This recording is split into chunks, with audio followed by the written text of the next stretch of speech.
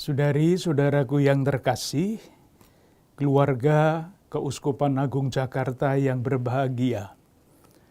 Kita semua tahu bahwa setiap 3 tahun sekali, Paus Fransiskus dan paus-paus sebelumnya mengundang yang disebut Sinode para Uskup. Sinode yang akan datang ini istimewa. Kalau sebelumnya sinode-sinode hanya dilakukan pada waktu tertentu, 2 minggu atau 3 minggu, dan dihadiri oleh para uskup, wakil-wakil dari konferensi para uskup sedunia. Sinode yang akan datang, yang akan dilakukan pada tahun 2023, itu dipersiapkan mulai tanggal 17. Paus membukanya tanggal 10 Oktober yang lalu, dan setiap keuskupan akan membuka sinode pada tanggal 17 bulan Oktober ini. Judulnya menarik, yaitu panggilan untuk berjalan bersama demi terwujudnya gereja sinodal. 2. Persekutuan partisipasi misi. Yang pertama, sinode yang akan dilaksanakan tahun 2023 ini sangat istimewa karena disiapkan dari gereja-gereja lokal, gereja keuskupan. Para pemimpin gereja kita ingin mendengarkan apa yang diharapkan, apa yang sudah diperjuangkan, dan apa yang akan dilakukan di dalam gereja-gereja lokal itu.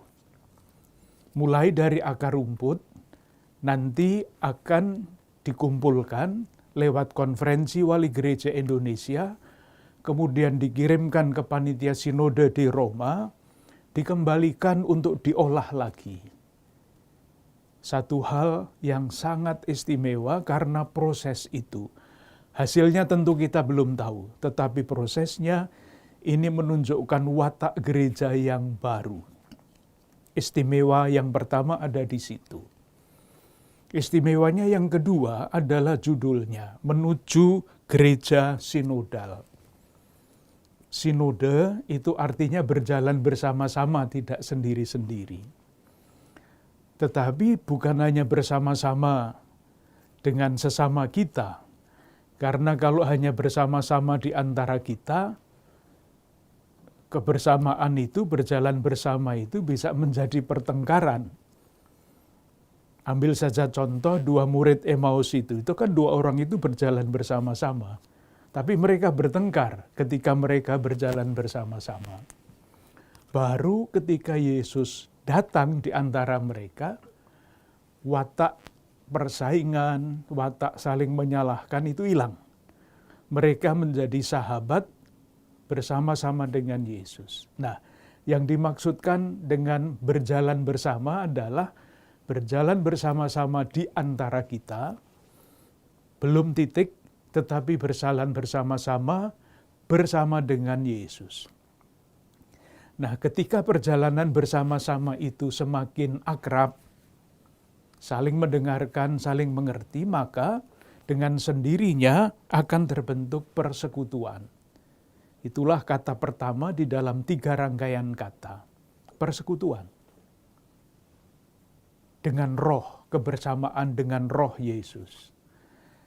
Kalau persekutuan ini terbangun, dengan sendirinya semua yang terlibat, semua bagian dari persekutuan itu akan berpartisipasi, akan terlibat.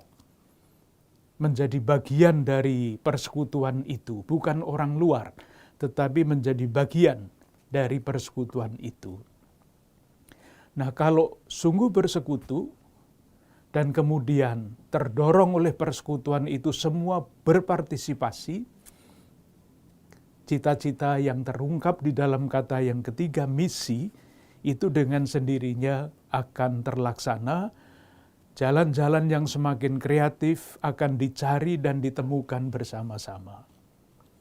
Dengan demikian, kita bisa membayangkan gereja Katolik akan semakin berenergi, akan semakin bersatu, akan semakin guyup, dan akan semakin menemukan jalan-jalan kreatif, mewartakan sabda Tuhan, mewartakan Kristus yang wafat dan bangkit demi keselamatan kita bagi semakin banyak orang.